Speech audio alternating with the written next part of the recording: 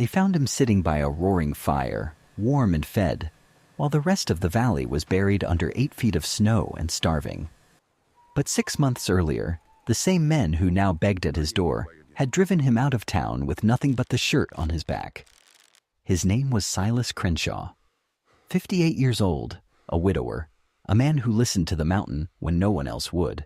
This is the story of how one man's foolishness became the only thing standing between 100 souls and a frozen death. Down in the bustling settlements of Black Bear Hollow, the townsfolk whispered that old Silas had lost his mind. When he started dragging massive hemlock logs up the steep incline of the jagged ridge in the sweltering heat of July, they openly mocked him. The wealthy logging barons below saw him as a pathetic relic of a dying age. They possessed steam engines and steel rails, believing they had tamed the Appalachian wilderness. They had demanded his ancestral bottomland for their sawmill, and when he refused to sell the earth where his father was buried, they used their company scrip and influence to drive him out, laughing from the comfort of their painted front porches. Silas never answered back.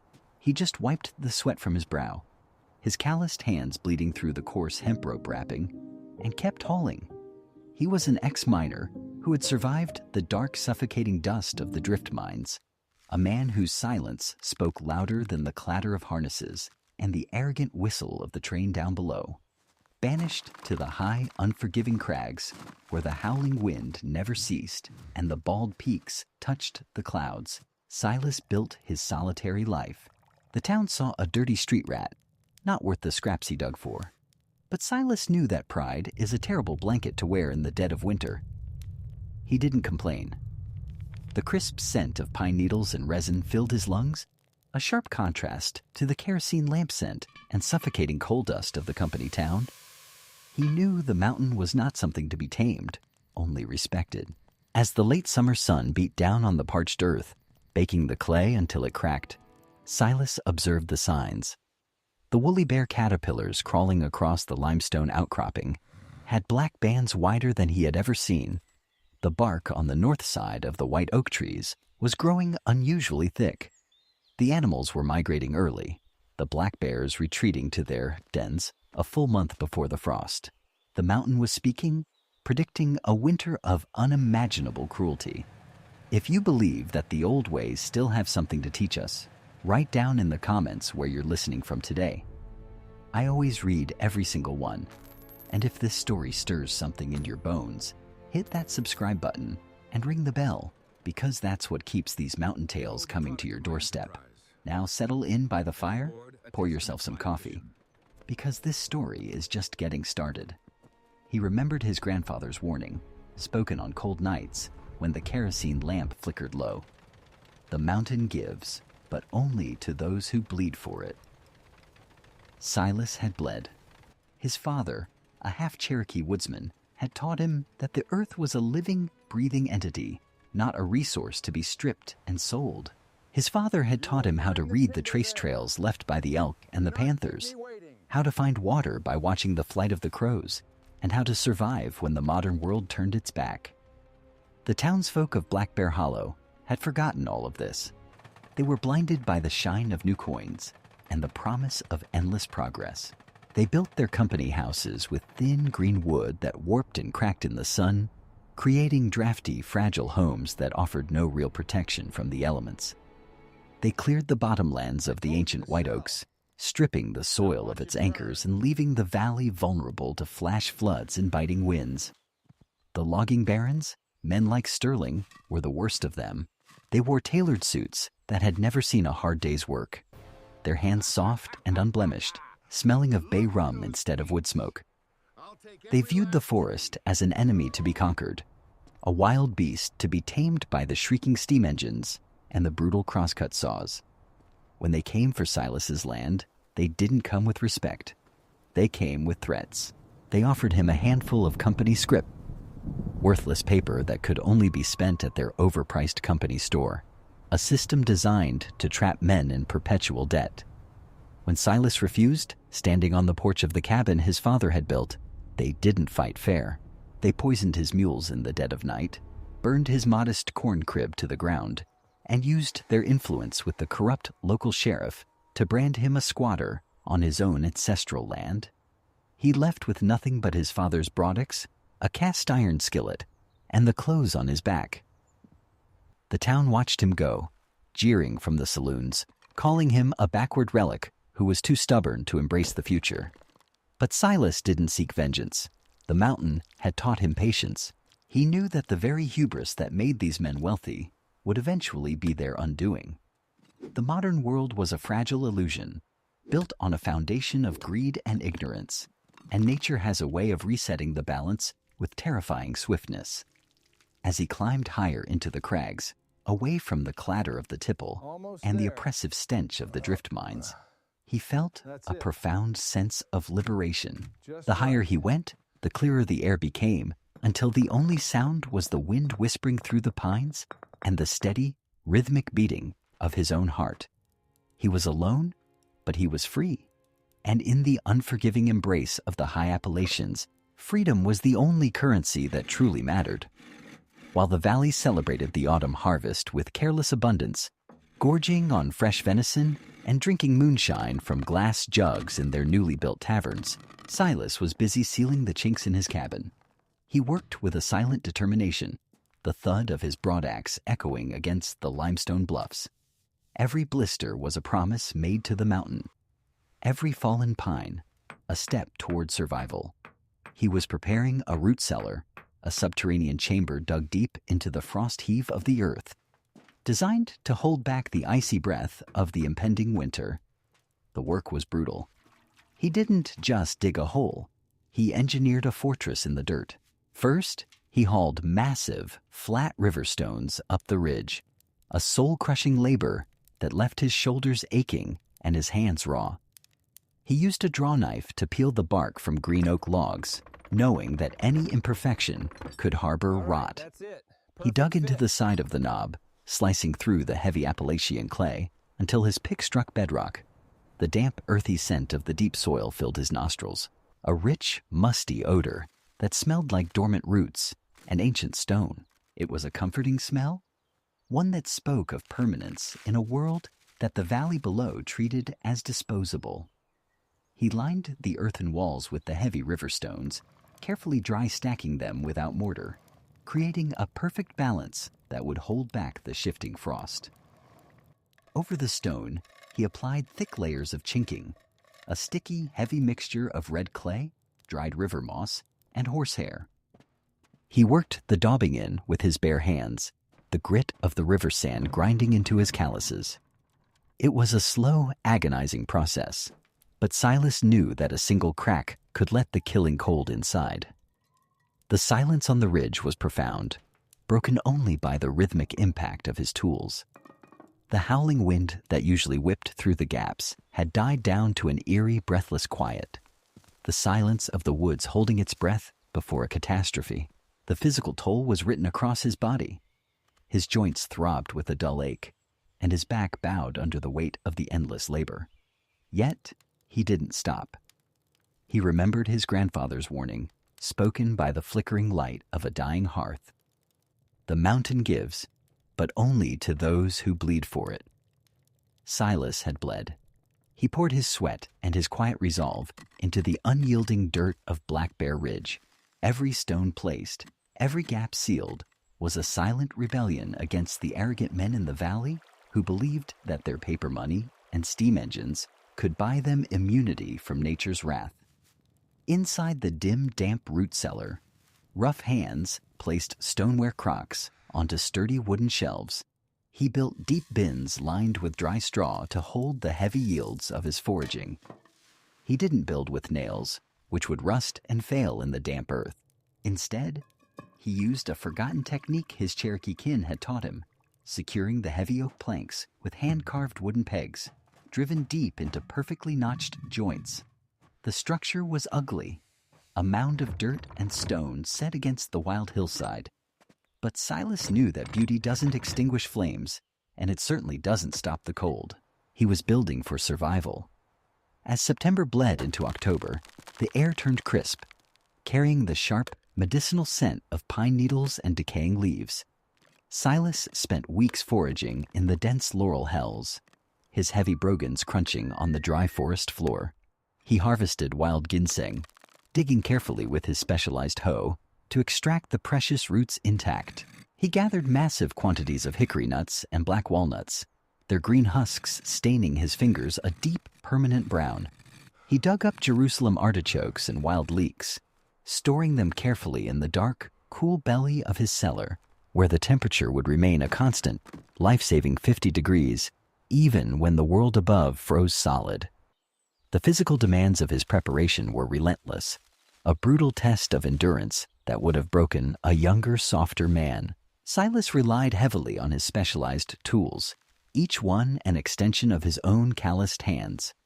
His broadex, a heavy flat-sided blade, was used to hew the massive logs, squaring them off so they would stack tight and resist the creeping frost.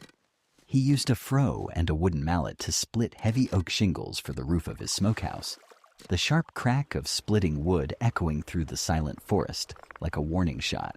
His hands were a landscape of scars and deep blisters, the skin darkened and hardened by the constant friction of the draw knife and the coarse hemp rope. He wore a heavy homespun shirt and patched bib overalls, the tough denim stained with clay, pine resin, and the blood from his own raw knuckles. He didn't just forage. He read the landscape like a sacred text. He knew exactly where the wild leeks, or ramps, grew in the damp bottomlands of the hidden draws, their pungent, garlicky odor, a promise of vital nutrients. He used a water-witching stick, a Y-shaped branch of a peach tree, to locate an underground spring near his cabin, digging down through the rocky soil until the clear, freezing water bubbled up into a small pool. He built a spring house over it, a low stone structure that acted as a natural refrigerator, keeping his gathered eggs and wild milk cool and fresh. Every action was deliberate, calculated to maximize his chances of surviving the apocalyptic freeze he knew was coming. He even gathered massive quantities of mullein leaves, their fuzzy texture providing a crude but effective insulation when stuffed into the chinks of his boots, keeping his feet from succumbing to frostbite. While the town below reveled in their false security, throwing lavish autumn balls and gorging on imported meats, Silas was rendering bear fat.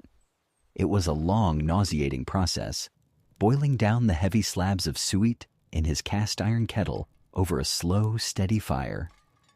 The smell was intense, a rich, greasy odor that permeated his hair and clothes, but the resulting lard was pure white gold, essential for cooking, for waterproofing his boots, and for providing the dense calories needed to survive a deep freeze. He made his own lye soap, mixing the rendered fat with the harsh ash from his hardwood fires, producing rough yellow bars that could scour the deepest dirt from his hands.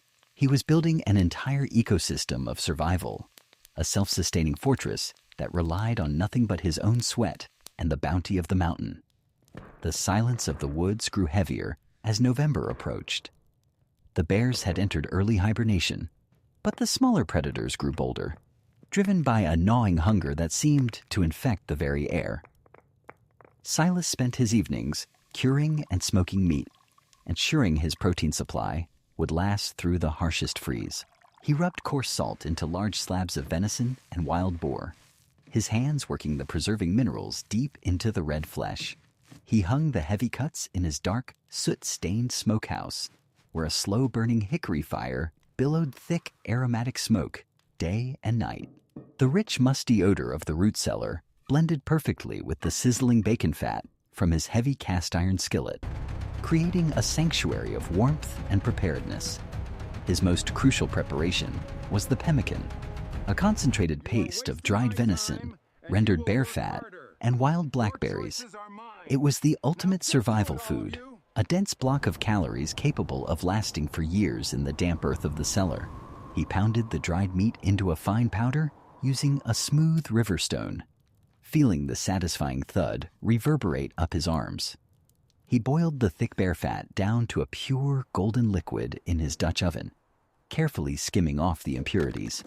When he mixed the hot fat with the meat and the tart, dried berries, the scent was intoxicating. A rich, savory aroma that promised life in the dead of winter. He packed the pemmican tightly into croaker sacks and sealed them in stoneware crocks, a lifeline buried deep in the soil. Down below, the town ignored the red sky at night. They trusted the trains to bring flour and sugar, forgetting that steel rails could freeze and steam engines could stall. They mocked the old man scratching in the dirt, entirely blind to the impending doom. Sterling and his men continued to clear-cut the ridges, stripping the mountain of its natural barriers and leaving the town exposed to the brutal northern winds. They were gussied up in their Sunday best, feasting on imported goods, while Silas quietly chopped a mountain of firewood. He stacked the split oak and hickory in neat towering rows against the cabin, ensuring that even if he couldn't step outside for a month, his hearth would never go cold. But the mountain was not without its immediate threats. One evening, as the sky turned a bruised purple and the temperature began its rapid plunge, a desperate black bear, unable to find enough food to sleep through the winter, caught the scent of the smokehouse. Silas heard the heavy tearing sound of claws against the thick oak planks. He stepped out into the biting cold, his breath pluming like smoke, gripping his muzzle loader. He didn't want to kill the beast. The meat would spoil if he couldn't process it quickly, and the animal was simply obeying the mountain's harsh laws. Instead, he grabbed a blazing pine knot from the fire lay and stepped into the darkness. The bear roared, a terrifying sound that echoed down the hollow, but Silas stood his ground. He swung the torch, the pitch pine hissing and spitting sparks into the icy air. The bear, confused and frightened by the unnatural fire, hesitated, then turned and vanished into the laurel hells.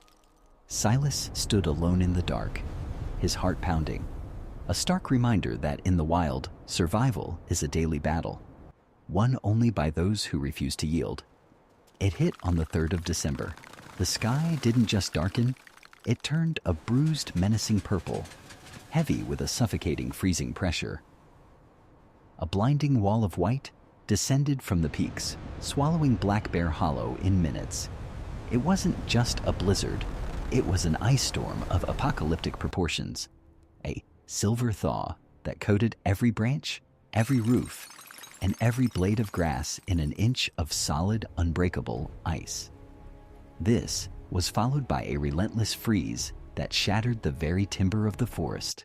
The temperature plummeted so fast that the sap in the oak trees froze and cracked, sounding like musket fire echoing through the dead of night. The wind howled through the narrow gaps, a deafening roar that shook the earth. In the settlement, the newly built roofs caved under the weight of the snow and ice. The townsfolk, who had spent the autumn drinking and celebrating their false dominance over the wilderness, were caught completely unprepared. The trains, their iron lifelines to the modern world, stopped running, trapped by massive avalanches in the narrow mountain passes. The town's modern stores of food, improperly stored in thin-walled wooden warehouses and reliant on constant resupply, either froze solid, bursting their glass jars, or rotted rapidly as the damp seeped in when the weak stoves finally died. Panic set in, like a venomous copperhead strike. The wealthy barons, the same men who had laughed at Silas, found that their company scrip could not buy warmth, and their arrogant pride could not fill their empty stomachs. They were like chickens with their heads cut off, running from house to house, desperately searching for a salvation that no amount of money could purchase. The cold was absolute, a biting isolation that numbed the fingers and froze the breath in the lungs. Families huddled together under thin wool blankets, watching as their breath formed clouds of mist inside their own parlors. The smell of kerosene lamps filled the air, a desperate, fading scent of a civilization on the brink of collapse. They tried to burn their expensive furniture, but the varnished wood offered little heat and thick, choking smoke. The river, their only source of water, froze 2 feet deep, forcing them to melt snow over their dwindling fires, a slow process that barely quenched their thirst. The famine starved the whole town, reducing the once arrogant men to hollow-eyed ghosts, their bellies swollen with hunger, their faces pale and gaunt. But up on the ridge, Silas sat by his hearth. The massive stone chimney, built with his own calloused hands, radiated a steady, life-saving heat. The wind howled like a wounded painter outside his thick walls, clawing at the chinking. But inside, the ticking of his pocket watch was a testament to his survival. He supped on a thick stew of soup beans and salt pork, the rich, salty broth warming him from the inside out. He chewed the tough meat slowly, feeling the energy flow back into his tired muscles. His body was fueled by the ancient wisdom he had preserved, a stark contrast to the modern hubris that was failing so spectacularly below. The winter dragged on for months, a relentless, suffocating blanket of white. Every morning, Silas would bundle up in his heavy wool capote, step out onto the porch, and survey the frozen wasteland. The silence of the woods was terrifying, a dead, motionless quiet that meant no animals were moving, no birds were singing, and no life could survive unprotected. He would take his axe and break the ice over the spring, ensuring a steady supply of fresh water. He would fetch firewood from his towering stacks, the heavy logs feeling heavier each day as the winter slowly drained his strength. It was a hard row to hoe, but Silas never wavered.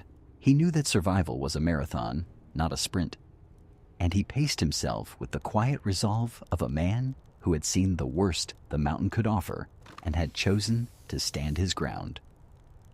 Down in the valley, the situation had descended into absolute madness. The town of Miller's Hollow, once a shining beacon of industrial progress, was now a frozen tomb. The streets were buried under impassable snowdrifts, and the once mighty steam engines that had powered their sawmills were silent, their iron boilers cracked by the expansive force of the ice. The arrogance of the logging barons evaporated overnight, replaced by a primal, terrifying realization that their wealth could not save them. Sterling, who had once bought men's souls with company scrip, found himself in a freezing mansion, burning his imported mahogany furniture piece by piece just to keep his family from freezing to death in their beds. His money, his influence, and his power were absolutely worthless against the biting isolation of the Appalachian winter. The townsfolk, who had grown soft on store-bought flour and imported canned goods, had no idea how to survive when the supply lines were severed.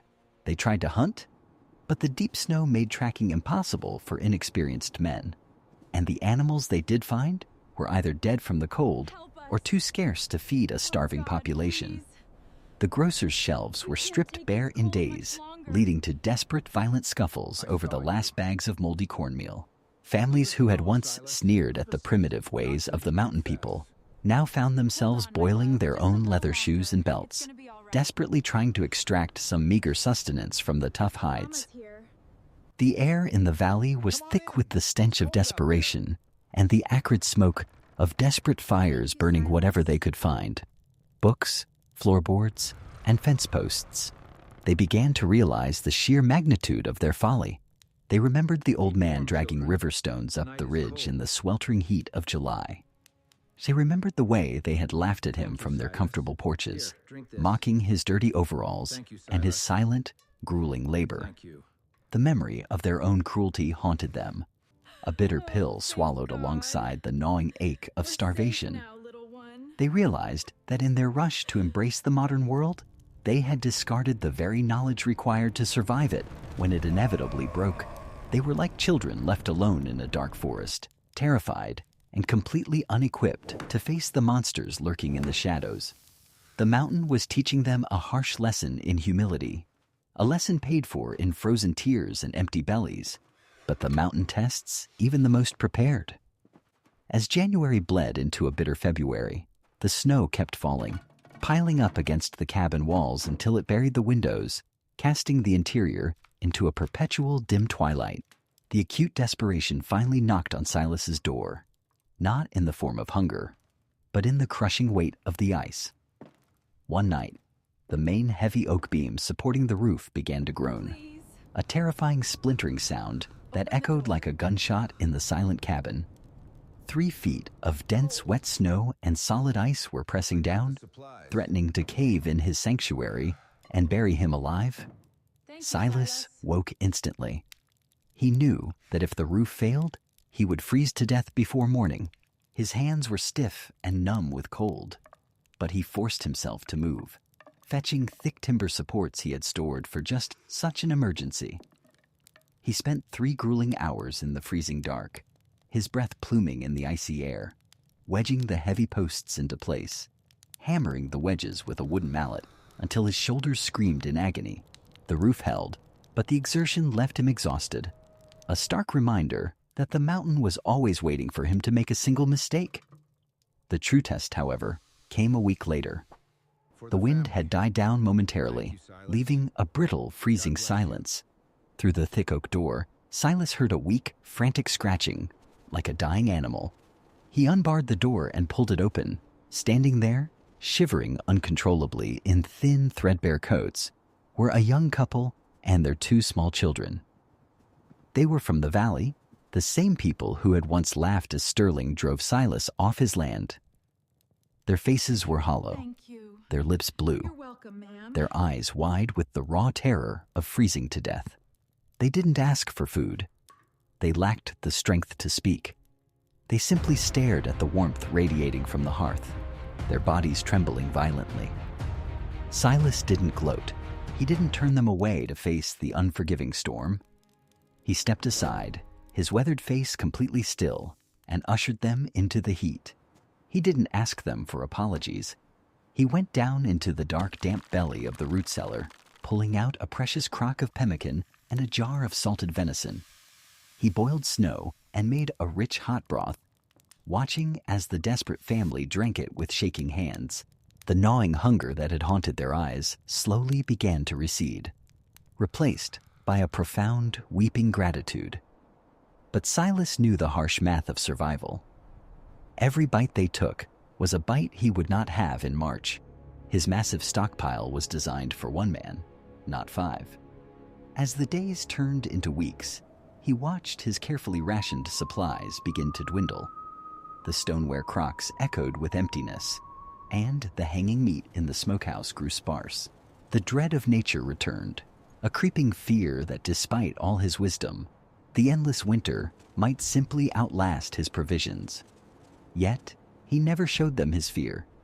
He continued to chop wood, to fetch water, and to serve them the life-saving broth, maintaining his quiet resolve even as his own belly began to ache with hunger. He was a man forged by the mountain, and he would not let the mountain take these children, not on his watch.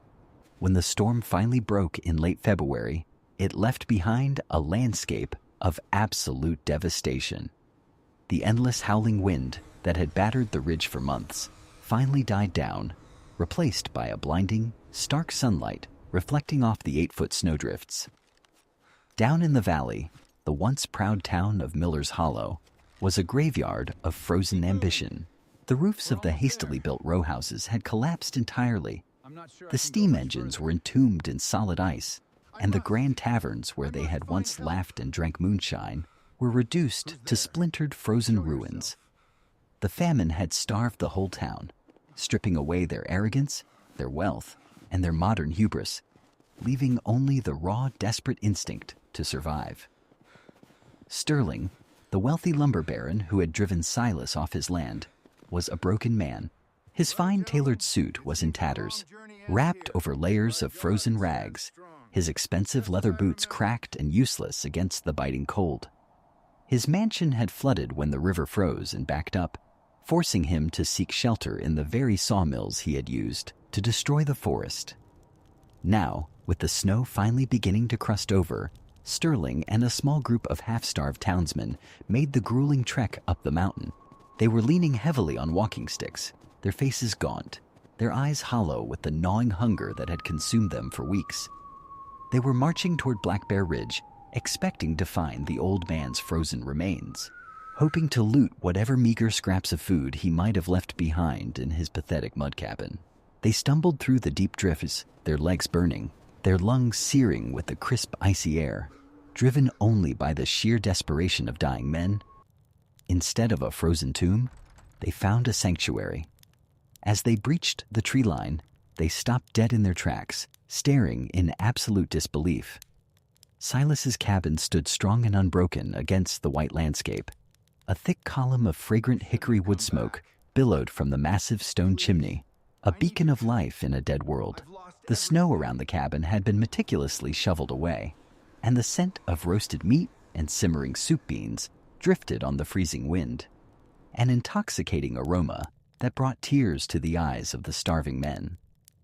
They stood before his heavy oak door, shivering in their thin, gussied-up coats, their pride completely and utterly broken. Sterling, the man who had once mocked Silas as a relic, now dropped to his knees in the snow, weeping openly at the sight of the warmth he could not buy. Silas opened the door, the heavy oak swinging inward on its hand-carved hinges. He stood in the doorway, the warm golden firelight spilling out onto the desperate men in the snow. His face was calm, weathered by the wind and the sun, showing deep wisdom and quiet mercy. He looked at Sterling, the man who had ordered his dogs poisoned and his fields burned. He looked at the townsmen who had laughed at his root cellar and mocked his calloused hands. He saw the desperation in their eyes, the hollow cheeks, and the trembling hands. He didn't gloat. He didn't offer a single word of vengeance or anger. He didn't remind them of their cruelty or their arrogance. He simply stepped aside, leaning on his heavy hickory cane, and looked down at the broken men. "The mountain has a long memory," Silas said, his voice rough as bark, but devoid of malice. "But she don't hold grudges against fools who have learned their lesson. Come on in by the fire. There's soup on the hearth."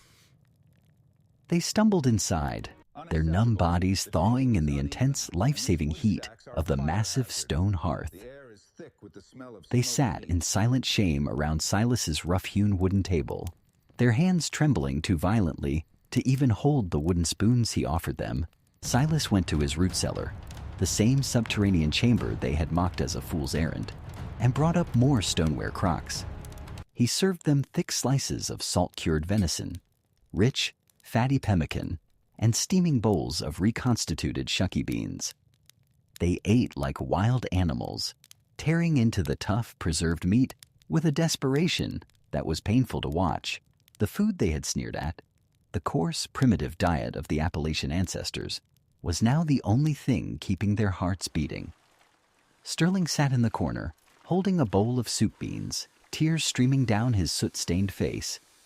He looked around the cabin, noting the thick, impenetrable logs, the perfectly sealed chinking, and the massive reserves of firewood stacked neatly by the door. His modern mansion with its glass windows and varnished floors had failed him completely, while this ugly, mud-covered shack had weathered the apocalypse without a scratch.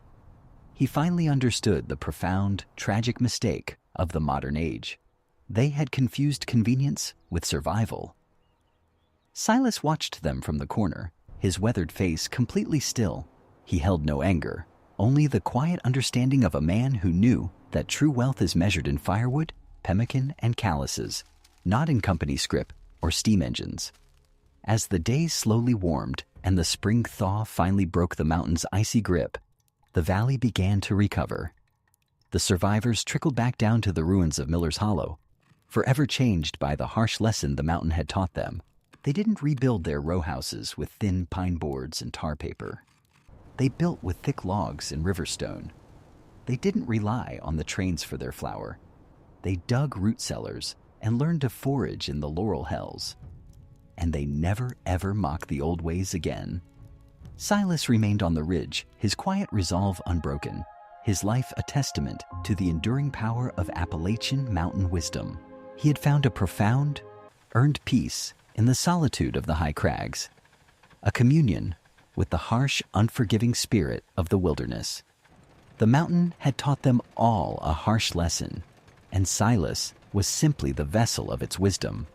True survival doesn't shout for attention from a painted porch. It waits patiently in the shadows, digging deep into the earth, ready when the modern world falls apart. We build our lives on convenience, relying on fragile systems that can freeze, break, or disappear overnight, forgetting the calloused hands and quiet faith that built everything worth keeping. The old ways, the preserving, the foraging, the silent, grueling labor, are not relics of a dead past. They are the roots that hold fast when the storms come. Let us remember the wisdom of the ancestors, for the mountain does not care about your money, or your pride. It only respects those who are willing to bleed for their survival. The legacy of that terrible winter lived on for generations in Black Bear Hollow. The town never forgot the price of their arrogance, nor did they forget the quiet, steadfast grace of the man they had cast out. Silas Crenshaw didn't live forever, but the knowledge he preserved, the ancient techniques he used to build his sanctuary in the dirt, became the foundation of a new, more resilient community. The townsfolk learned how to smoke meat over hickory fires, how to construct root cellars that could defy the creeping frost, and how to read the subtle signs of the changing seasons. They learned that a man's true worth is not measured in the fine clothes he wears or the paper money he hoards, but in his ability to stand firm when the world around him collapses into chaos. When you walk the high ridges of the Appalachians today, you can still find the remnants of those old ways. You can find the crumbling stone chimneys of forgotten cabins standing like silent sentinels in the deep woods.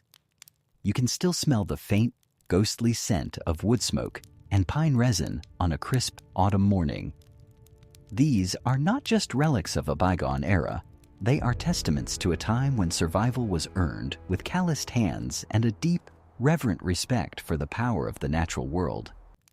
If this story resonated with you, if you feel the pull of the old ways in your own blood, take a moment to reflect on the fragility of our modern conveniences. We have built our lives on systems that are incredibly complex, but undeniably fragile. Systems that can be brought to their knees by a single, devastating storm. The wisdom of the Appalachian ancestors is a reminder that true security comes from self-reliance, from knowing how to work the earth and how to prepare for the storms that inevitably come. Thank you for joining me by the fire today. Remember, the mountain gives, but only to those who are willing to bleed for it. Stay sharp, stay prepared, and never forget the lessons of those who walked these trails before us. I'll see you in the next one.